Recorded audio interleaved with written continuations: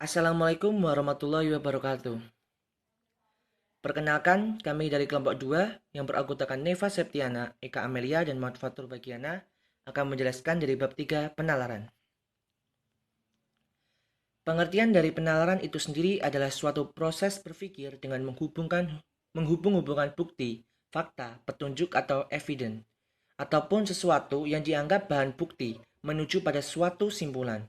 Dapat pula dinyatakan bahwa penalaran itu proses berpikir yang sistematis, logis untuk memperoleh sebuah simpulan. Bahan untuk membuat suatu simpulan dapat berupa fakta, informasi, pengalaman, atau pendapat para ahli.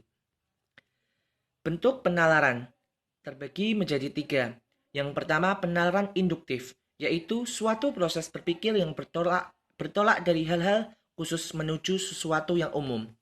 Yang kedua, penalaran induktif, yaitu suatu proses berpikir yang bertolak dari suatu hal yang umum menuju hal-hal yang khusus.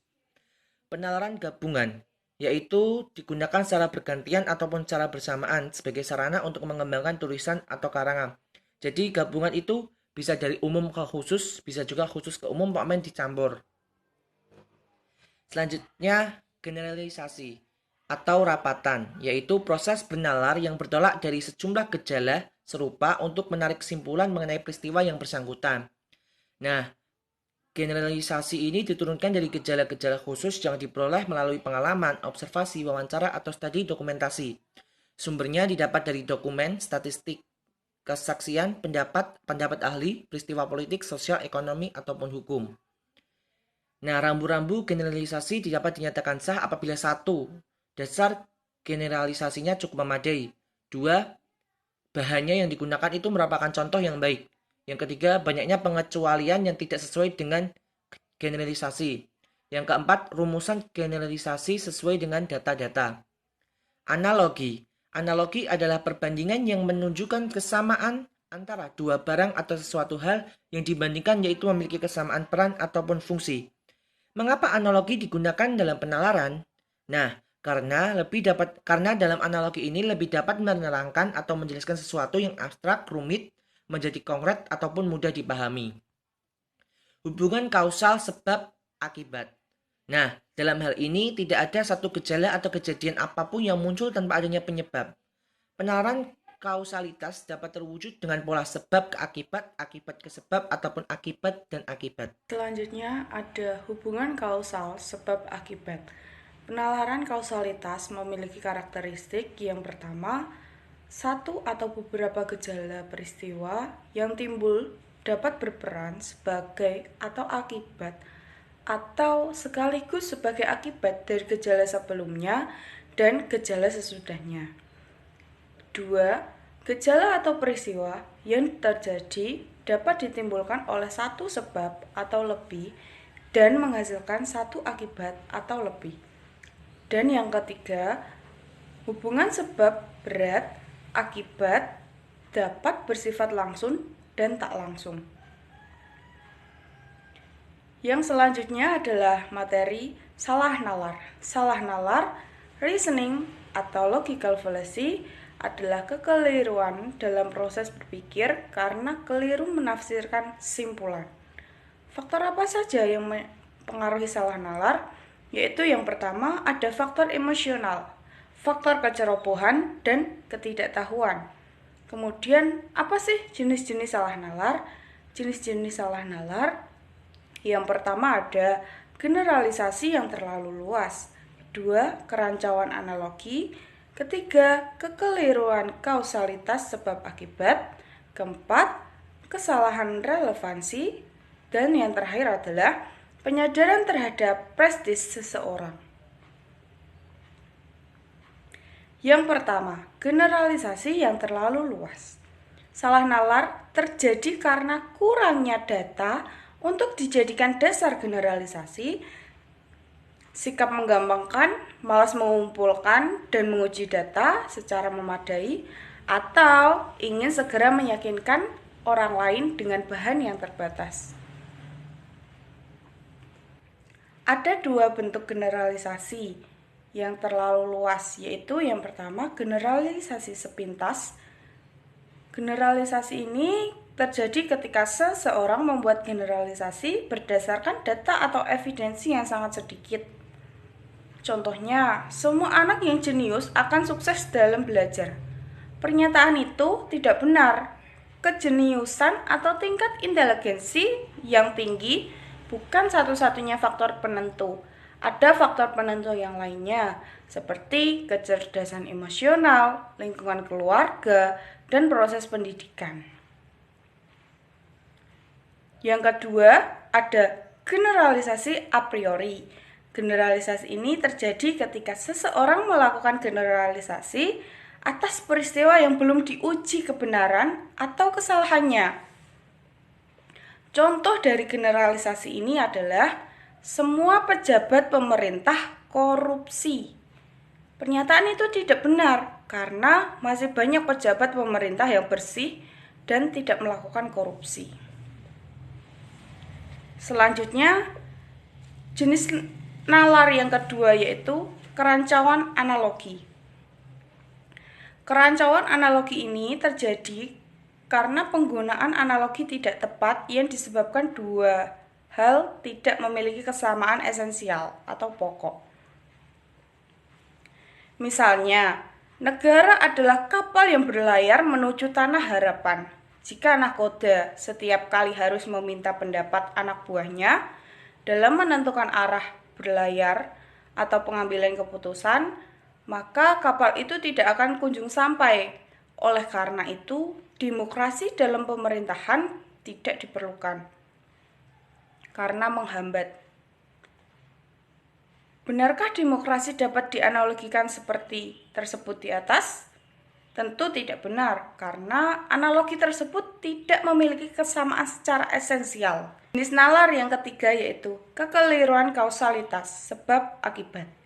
Terjadi karena seorang keliru menentukan dengan tepat sebab dari suatu peristiwa atau hasil akibat dari suatu kejadian. Contohnya, saya tidak berenang karena tidak ada satupun keluarga saya yang tidak dapat berenang.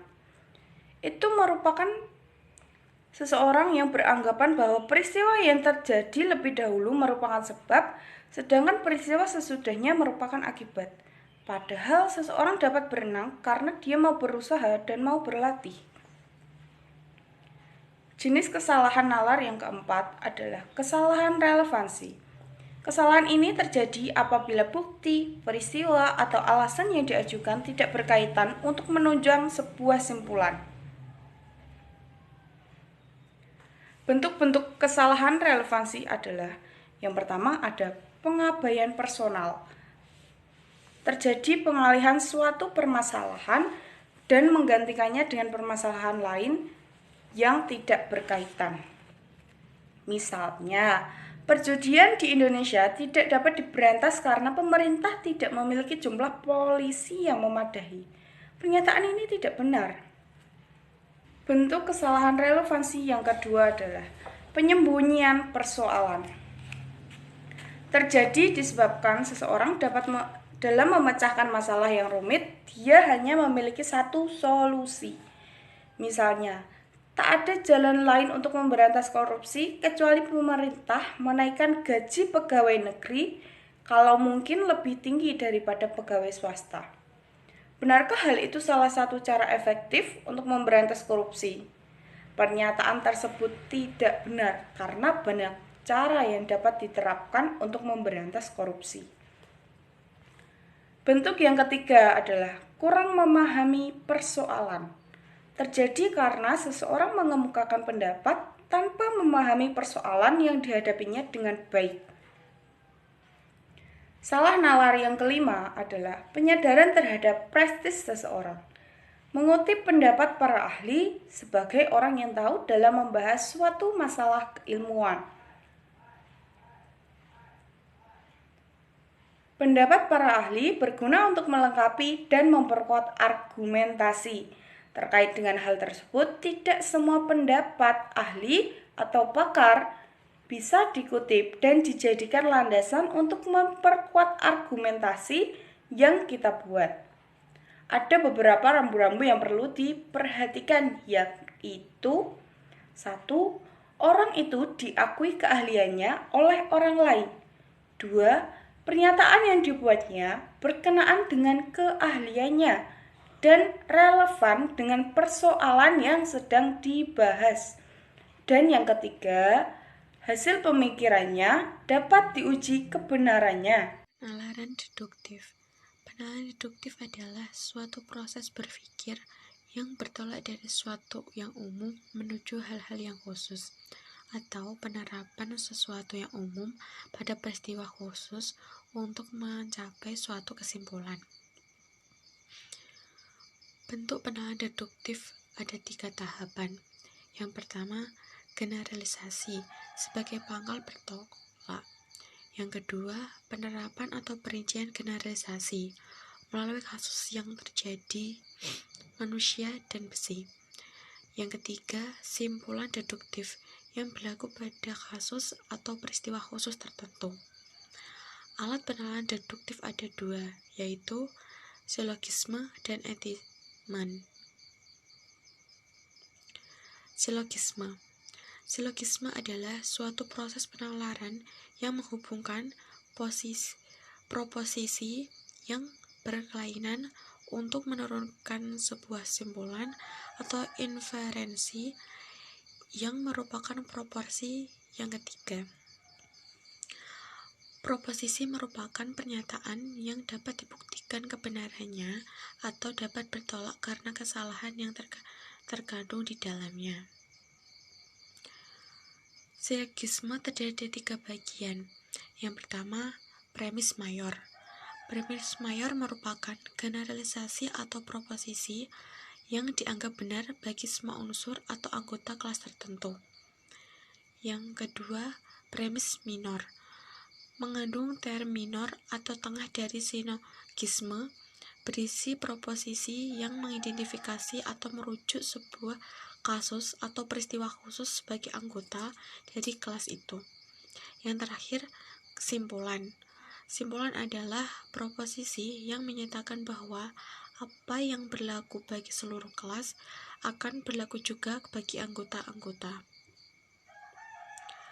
Hal yang perlu diperhatikan dalam penalaran menggunakan silogisme. Yang pertama, sebuah silogisme hanya terdiri dari atas 3 proposisi, yaitu premis mayor, premis minor, dan kesimpulan. Yang kedua, apabila sebuah silogisme mengandung sebuah premis yang positif dan sebuah premis negatif, maka harus negatif. Yang ketiga, dari 2 buah premis negatif tidak dapat ditarik kesimpulan. Yang terakhir, premis mayor yang benar belum tentu menghasilkan kesimpulan yang benar jika proses penyimpulannya keliru. Silogisme dibagi menjadi 2, yaitu silogisme kategorial dan silogisme kondisional atau hipotesis. Silogisme kategorial adalah argumen deduktif yang mengandung suatu rangkaian yang terdiri dari 3 proposisi kategorial yang disusun sedemikian rupa sehingga ada 3 term yang muncul dalam rangkaian pernyataan itu.